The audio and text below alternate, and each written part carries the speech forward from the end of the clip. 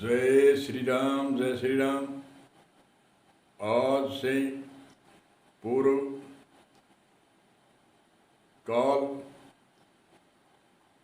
में हमारे भारत की संस्कृति, सभ्यता और मर्यादा कैसी थी और आज हमारे भारत में भारत की संस्कृति मर्यादा कैसी है।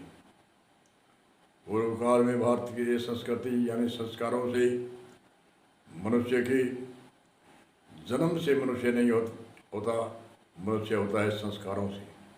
हमारे माता के गर्भ से लेकर के और मृत्यु तक 16 संस्कार ऋषि मुनियों ने बताए। उन्हीं संस्कारों के आधार पर हमारे ऋषि मुनियों ने मानवता के संस्कार और संस्कृति दी और माता पिता का सम्मान, आज्ञा माननी और माता पिता के सानिध्यवास में रह करके और संस्कार और शिक्षा प्राप्त करनी। संस्कार, माता पिता की मर्यादा, परिवार में बड़ों की मर्यादा, आपके बराबर के भाई बहन की मर्यादा, दादा दादी की मर्यादा, संस्कार और समाज में कैसे रहना, कैसे बोलचाल की भाषा में संस्कार, बड़ों का सम्मान कैसे करना, बड़ों से प्रणाम करना, नमस्कार करना, ये हमारे संस्कार थे। और भी संस्कार थे, जैसे आज राम राम कहना छोड़ दिया, आज टाटा टाटा। क्या शब्द है टाटा टाटा? राम का अर्थ है सब में रमण करने वाला है राम। राम राम दो बार बोलते हैं, मेरे में राम है तेरे में राम है, सब में रमण करता है उसे राम कहते हैं। एक राम दशरथ के घर बोले, एक राम का सकल पसारा, एक राम घट घट बोले, एक राम सकल से न्यारा। राम सब में रमण करता है, उसको राम कहते हैं। और हमारे आज उस समय अंग्रेज को जब आज़ादी में उनको मार मार कर भगा रहे थे, उस समय वो टाटा टा कह रहा था कि हम जाते हैं, दोनों ऐसे हाथ हिला रहा था कि हम जा रहे हैं, हमें मारो मत मारो मत। और हम उसकी नकल में टाटा टाटा, क्या शब्द है, कौन से शब्द को उसका शब्द है, कौन सी डिक्शनरी का ये शब्द है टाटा टाटा। और कोई बूढ़ा बुजुर्ग बच्चे को राम राम सिखाता है, प्रणाम सिखाता है। तो आजकल के युवा कहते हैं क्या राम राम है, टाटा टाटा कहो, और बुढ़े को डराते हैं। बुढ़ा देखता है, आजकल बच्चे पढ़ते हैं, फिर डिग्रियां करते हैं, हो सकता है ये टाटा टा कोई अनोखा ही शब्द है, बहुत तगड़ा, बहुत जोर का शक्तिशाली शब्द है। और बुढ़ा बुजुर्ग है, दादा है या बूढ़ा पिता है, वो भयभीत होता है, जैसे वह भी कहता है चलो टाटा टाटा कहेंगे। अरे क्या टाटा टाटा, कौन से डिक्शनरी और कौन से शब्दकोश का ये शब्द है। हमारी भारतीय संस्कृति में, बोलचाल की भाषा में, हमारी भारतीय संस्कृति में ऋषि मुनियों ने जो बच्चे शुरुआत में बोलते हैं, वेदों के आदि शुरुआत में पै फै पै पै में दोनों होठ भिड़े ऐसे शब्दों का प्रयोग किया था। जैसे माँ, मामा, बाबा, पिताजी आदि ये शब्द दोनों होठ भिड़ते हैं। इनकी आवाज़, दिमाग आदि अनेक तरह के इनमें गुण है जो हमारे वास्तु और आयुर्वेद इन गुणों को बताते हैं। हम और दूसरी देशों में अनेक तरह की कई भाषा है, क्यों बोलते हैं, उसके क्या कारण है, उनकी संस्कृति ऐसी है, उनको संस्कृति उनके देश के अनुकूल होगी या अच्छी होगी। अंकल, क्या हुआ अंकल? वो तो कहते हैं हमारे में अक्ल नहीं है, हमें पता नहीं माता कौन है पिता कौन है, और हमारे तो सब कुछ मालूम है कि कौन माता कौन पिता कौन बहन कौन भाई कौन बुआ कौन दादा कौन दादी। और हम क्यों अंकल जी कहते हैं? वो तो कहते हैं हमारे में अक्ल नहीं इसलिए अंकल जी।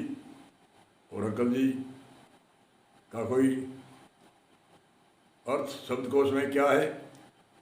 पिता को भी अंकल, माता को भी अंकल, भाई को भी अंकल, बड़े को अंकल, गामगे को अंकल, राह भगते को अंकल, कोई मिले उसको अंकल। क्या हुआ अंकल? कई बहुत से ऐसे शब्द हैं जो डिक्शनरी में या शब्दकोश में हम उसका अर्थ करेंगे तो वो बड़े शर्मनाक शब्द है। उन शब्द का हमारे भारतीय संस्कृति में नहीं आने चाहिए। भारत में ऐसे शब्दों का प्रयोग नहीं होना चाहिए। हम ऐसे देखते हैं इस शब्द में कोई बहुत ताकत है, ताकत नहीं है, वो पहचान के शब्द है। जो अंग्रेजी के शब्द है वो अंग्रेजी बड़ी छोटी होती है। अंग्रेजी पढ़ने वाले जो इंग्लिश मीडियम में पढ़ते हैं उनको मालूम भी है ध्यान करने पर भी एक अंग्रेजी के शब्द में कई शब्दों का नाम रखा जाता है। और हमारे जैसे अंग्रेजी में संस्कृत में चारपाई कह दिया, किसी ने माचा कह दिया, किसी ने खाट कह दिया, किसी ने बेड कह दिया। क्या फर्क पड़ा इसमें? वस्तु मेन कारण तो यही है कि चारपाई है जिसके पिछाण हमारे एरिया में, हमारे क्षेत्र में जहाँ भी भाषा होती है उसका पहचान होती है। ये चारपाई है, ये मचा है, ये खाट है, या कुछ भी है, पहचान का नाम हुआ। कोई अंग्रेजी के शब्द में कोई बारूद नहीं भरा हुआ है, कोई ताकत नहीं होती, परंतु जो छोटा शब्द होता है उनका, जो जैसे अंकल जी कहते हैं तो अंकल जी, हम सभी को अंकल जी कहते हैं, परंतु एक मित्र के पास में एक शब्द से कितना ज्ञान होता है। मैं थोड़ा उदाहरण देता हूँ। मित्र के पास में एक मित्र गया और उनका साड़ा आया, तो साड़ा आया तो उसने कहा ये कौन है? घर में गया है ये, उसने कहा ये मेरे बच्चों के मामा जी है। उस मामा जी, उस मित्र को कितना ज्ञान हुआ कि ये मेरे मित्र का साड़ा है, भाभी जी का भाई है, और मेरे भाई जी के लड़कों का ये मामा जी है, और इनके पिता भी है, इनकी माता भी है, इनके गांव भी है, और हम सीधी अंकल जी कहते हैं। तो अंकल जी में क्या अर्थ हुआ? अंकल जी कौन है? ताऊ लगता है, बाप लगता है, दादा है या दादी है? ये राह लगता है, कौन है? बिरादरी का है, बिना बिरादरी का है, कौन है? अंकल जी, बस एक अंकल जी कह करके पल्ला झाड़ दिया ऐसे। इसलिए हमारे शब्द कोश में और डिक्शनरी आदि में पहले समझ करके उस शब्दों का प्रयोग करना चाहिए, जिससे हमारे संस्कारों के उसमें गुण हो। वही शब्द हमें बच्चों को सिखाना चाहिए। भारतीय संस्कृति में यही तो संविधान था, एक शब्द के अनेक अर्थ, एक शब्द के से अनेक तरह के अनुभव होते थे। इसलिए पे में यही एक अनोखी बात हुई है कि भी दोनों होठ बिड़े, वही नाम रखे हमारे ऋषि मुनियों ने। माँ, बाबा, पिताजी, मामा जी आदि आदि। क्यों कि ये दोनों होठ बिड़ने से बच्चा शुरुआत में जो शब्द सीखता है तो उनकी आवाज़ अच्छी बनती है, और उसका कई गुण होते हैं। आयुर्वेद में भी गुण है, वास्तु में, शास्त्र में गुण है, अनेक तरह के गुण है दोनों होठ बिड़ने से। और सीधी चिड़िए का सा मुँह बाग करके शब्द बोलते हैं, उन शब्द में और दोनों होठ बिड़ने में बहुत अंतर है। इसलिए भारतीय संस्कृति के अनेक, हमारे रामायण में क्या सिखाती है? रामायण एक बहुत अच्छा ग्रंथ है जिसमें राम महापुरुष अवतार होने के कारण से भी अपने गुरुजनों को प्रणाम करता है, बड़ों को प्रणाम करता है, माता, तीनों माताओं को प्रणाम करता है, बड़ों को प्रणाम करता है। और जब राज्य तिलक दिया तभी कोई खुशी नहीं, और जब वनवास दिया तो कोई भी ऐसी बड़ी खुशी से जाता है, आज्ञा मानता है, आज्ञाकारी है। और भरत देखो कितना भाई अच्छा, जिसने भरत ने राज्य को कहता है राज्य आप संभालो, और राम कहता है मैं नहीं लेता, मैं मेरी पिता की आज्ञा का पालन करूँगा। तो दोनों एक दूसरे की राज्य की कैद बना रहे हैं, एक उसको देते हैं, एक उसको फेंक रहा है।